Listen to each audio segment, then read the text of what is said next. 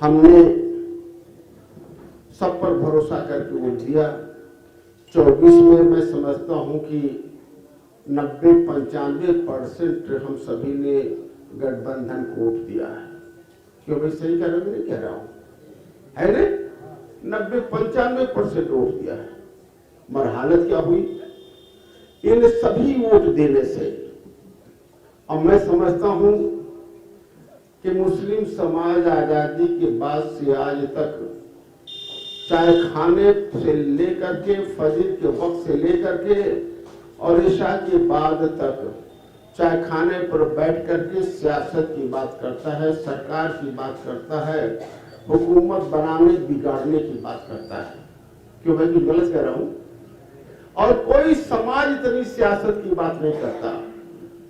मगर अफसोस की बात क्या है कि वो खुद नहीं जानता, पूरी जिंदगी बात करता है, मगर उसे पता नहीं है कि उसका नाम वोटर लिस्ट में है कि नहीं है।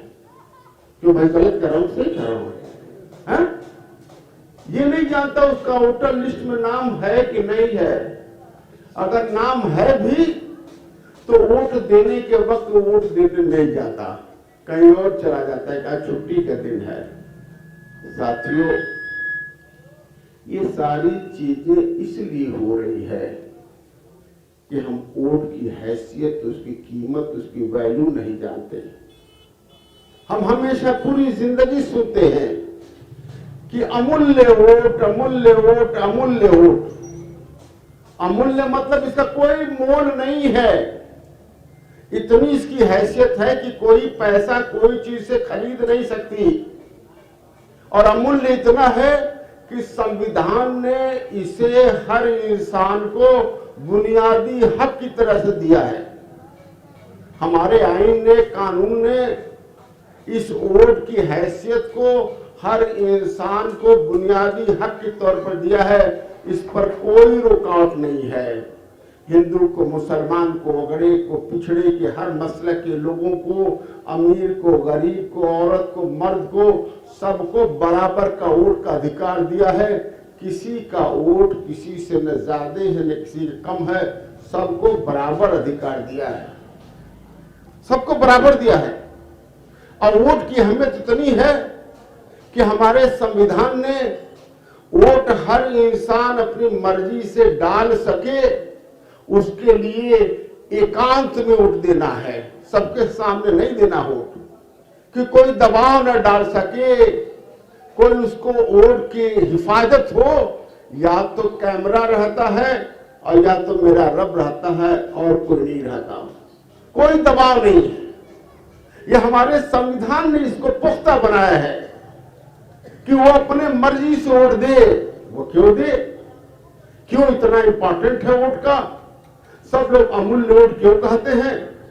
जिसको हमने कभी बनाने की कोशिश नहीं की। मुझे मालूम है कि इसमें कम से कम 80% लोग होंगे जो वोट बनवाने के लिए कभी दौड़े धूपे नहीं होंगे, उसके लिए संघर्ष नहीं किया।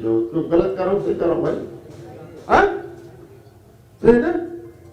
80% नहीं गए होंगे। ये इतना इंपॉर्टेंट है। मगर सरकार बनाएंगे, बिगाड़ेंगे, प्रचार खूब करेंगे और वोट पता नहीं है। क्यों? क्योंकि इस वोट से इस देश के नागरिकों की सुरक्षा है। इस वोट से हर नागरिक की अधिकार मिलता है, उसकी हिफाजत होती है। और जिस कौम में वो है उस कौम की हिफाजत होती है, उस समाज की हिफाजत होती है, इस वोट से होती है। तो इसलिए हर आदमी वोट की बात करता है, मगर मुस्लिम समाज इसे नहीं समझता। इसे किसी को हराने जिताने के नाम पर, दोस्ती यारी के नाम पर सबको वोट देता चला जाता है। किसी को वोट किसी को दे देता है। ब्राह्मण आवे, क्षत्रिय आवे, यादव आवे, चमार भाई आवे, धोबी आवे, कुर्मी आवे, पासी आवे, कोई भी आवे, सबको वोट दे देता है। क्यों गलत कर रहा हूं? मगर अगर समाजवादी पार्टी का टिकट 4 बार सरकार बनी और 4 बार सरकार बनी तो उसी के थाने में भी मिलेंगे, दरोगा बनेगा, सिपाही बनेगा, डॉक्टर बनेगा, इंजीनियर बनेगा, एसपी बनेगा, उसी के मिलेंगे, देखने में नहीं।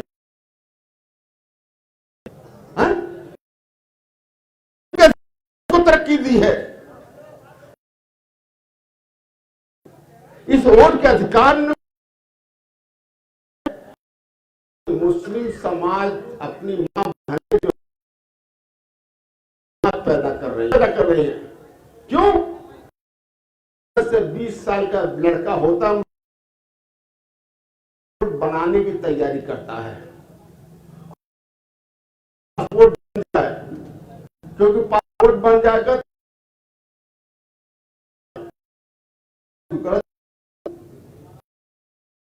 बचेंगे। और दिल्ली, मुंबई, कलकत्ता करोड़ रुपया हो,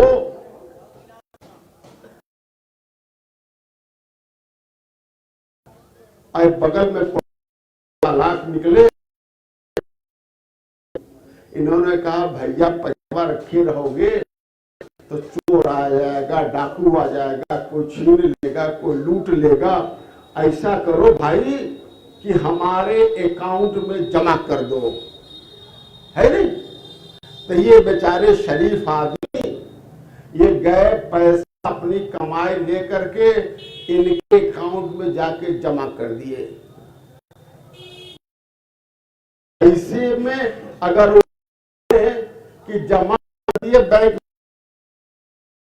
क्या उस पैसे को निकाल पाएंगे भाई? हाँ, निकाल पाएंगे? अब तो इनकी मर्जी है कि निकाले चाहे न निकाले, इनका भी पैसा नहीं है। इनका हो 1 करोड़ में 1 लाख रुपया हो, ये अपने खर्च करें, अपने बच्चों पे खर्च करें, अपना घर बना करेंगे। इनका घर इनका रास्ते पड़े बुलडोजर गिरा करके इन्हीं के पैसे से सड़क भी बना लें। क्यों मैं इसलिए कह रहा हूं कि 2012 में मैं भी विधायक था खलीलाबाद से बगल में। समाजवादी सरकार, समाजवादी पार्टी ने 2012 में मुसलमानों से वादा किया कि मुसलमानों हमें वोट दो, हमारी सरकार बनेगी तो हम मुसलमानों को 18% आरक्षण देंगे। आप लोग पता नहीं पता है? मैनिफेस्टो अगर न किसी को पता हो तो उनका मैनिफेस्टो देख लो 2012 का। मैं विधायक रहा, 5 साल पूछता रहा कि भाई आपने मैनिफेस्टो में भी लिखा, मुसलमान से वादा भी किया, मुसलमान ने वोट भी दिया, आपकी सरकार भी बनी, तो ये 18% मुसलमानों को कब दोगे? हर बार कहा, 5 साल तक कहा कि सरकार पका, इस पर कोई विचार नहीं है, इस पर सोचती भी नहीं सरकार, करना तो दूर। मगर यादव भाइयों को चपरासी से लेके एसडीएम तक 50% से ज्यादा नौकरियां दी, उनको 50% ज्यादा दी। हमारा अंदाजा है कि 2012 में भी जितना यादव भाइयों ने समाजवादी पार्टी को वोट दिया था उसका कम से कम दूना मुस्लिम समाज ने दिया था। क्यों मैं सही कर रहा हूं गलत कर रहा हूं? है नहीं? विधायक थे, उसका दूना विधायक मुसलमान थे या समाजवादी पार्टी के। जितने मंत्री समाजवादी पार्टी के यादव थे उसके दूने मंत्री भी मुसलमान थे। वोट आपने दूने से ज्यादा वापस ले ले, मगर फिर भी 2% भी मुसलमानों को नौकरी नहीं मिली है, और यादव भाइयों को 50% से ज्यादा।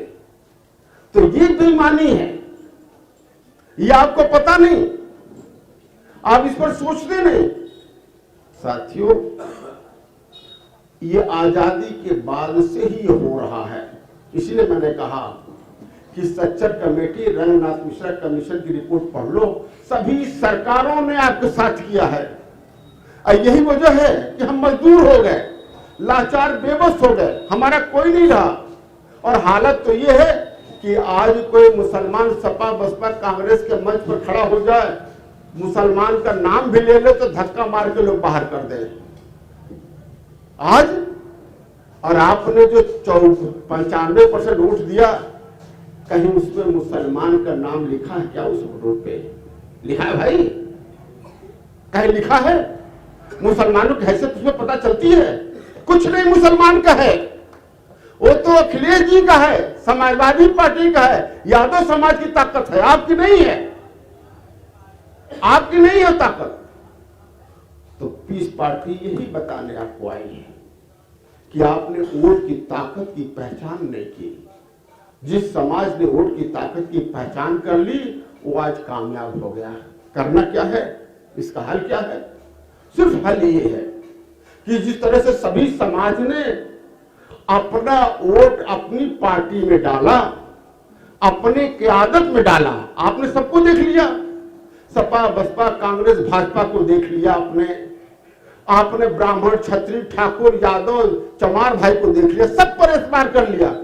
सबने आपके साथ धोखा किया, किसी ने आपके साथ ईमानदारी नहीं की। अगर ईमानदारी किया होगा तो यकीन मानिए कि 2008 में पीस पार्टी बनाने की जरूरत न पड़ती, नहीं पड़ती जरूरत।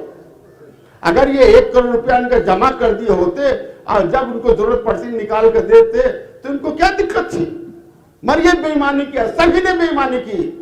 और इसीलिए मैंने कहा कि सच्चर कमेटी रंगनाथ मिश्रा का रिपोर्ट आप पढ़ लो, एकदम साफ हो जाएगा। इसका हल क्या है?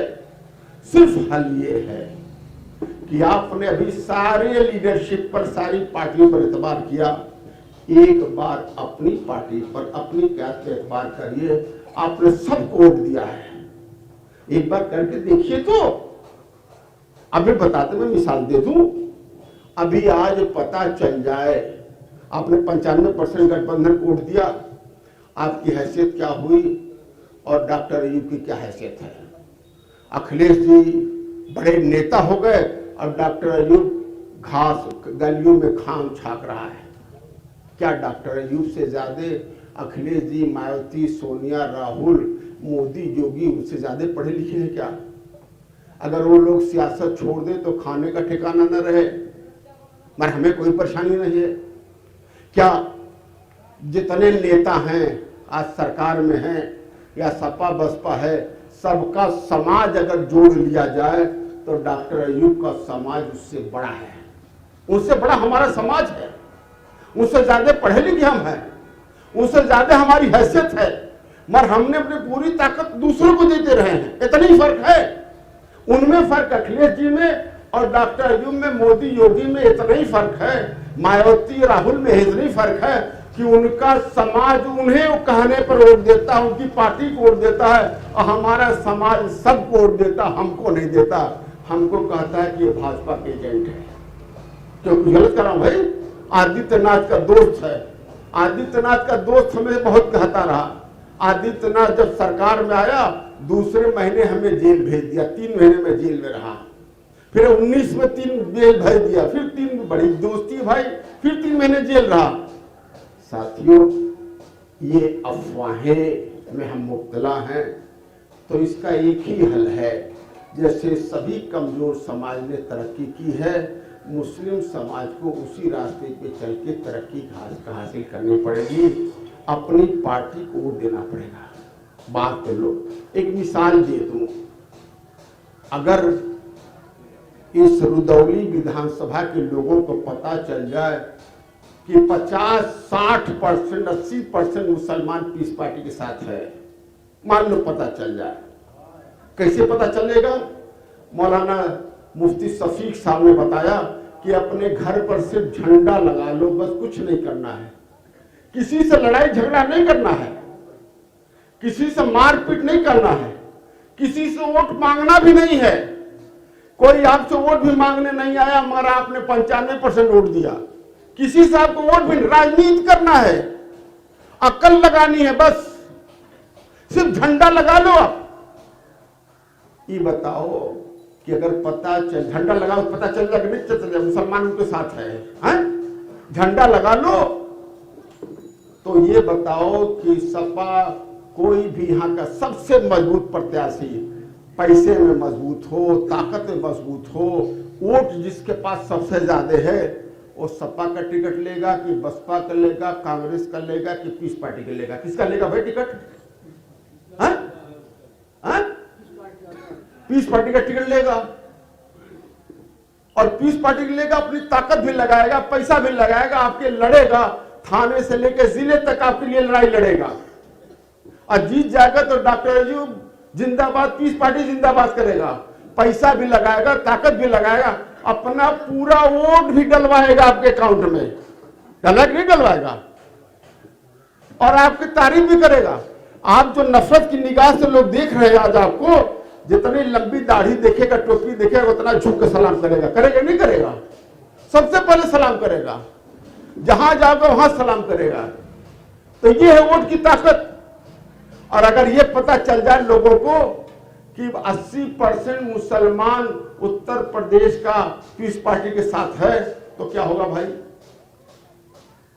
हमें बताओ। आज अगर हम जाएं अखिलेश जी से कि पीस पार्टी से गठबंधन कर लो, तो करेंगे भाई हमसे? अरे अपने कार्यालय में घुसने नहीं देंगे। कहेंगे मुसलमान 95% बिना मांगे वोट दे रहा है, उनको हिस्सेदार क्यों बनावे? अब मायावती के पास जाए तो वो भी भगा देगी, कहेगा सारा मुसलमान सपा के साथ है, गठबंधन हमसे करने आए हैं। कांग्रेस भी यही कहेगी। अगर ये पता चल जाए 80% मुसलमान पीस पार्टी के साथ है, तो क्या कल ही से अखिलेश जी, मायावती, राहुल जी ये हमारे घर का चक्कर लगाना शुरू कर देंगे? नहीं कर देंगे? कर देंगे नहीं कि भाई? उनको बुलाना पड़ेगा। अरे वो सोर्स लगाएंगे कौन पहले घुस जाए घर में। कहीं सपा से बसपा से न गठबंधन कर ले, कांग्रेस से न गठबंधन कर ले, और जब गठबंधन न कर ले तो मुश्किल से एक भी सीट जीतना हो जाएगा। हमारे सीटें भी हम ज्यादा लेंगे, सारे मजबूत प्रत्याशी भी आपके रहेंगे, सब वोट भी डलवाएंगे, सरकार बनेगी, आप मजबूत हिस्सेदार भी हो जाएंगे। फिर आपके साथ कोई जुल्म कर पाएगा भाई? किसी थाने में हमको फोन करना पड़ेगा? वो जानता है, चाय भी पिला, जो आज गाली देता है, वो उछूलता है, डराता है, धमकाता है, कल बिठा करके कुर्सी पर चाय पिलाएगा, जल्दी से आपका काम करेगा कि डॉक्टर साहब से कह देंगे तो हमारी नौकरी चली जाएगी। साथियों, हल ऊटी है, ऐसी की ताकत हमने समझी नहीं।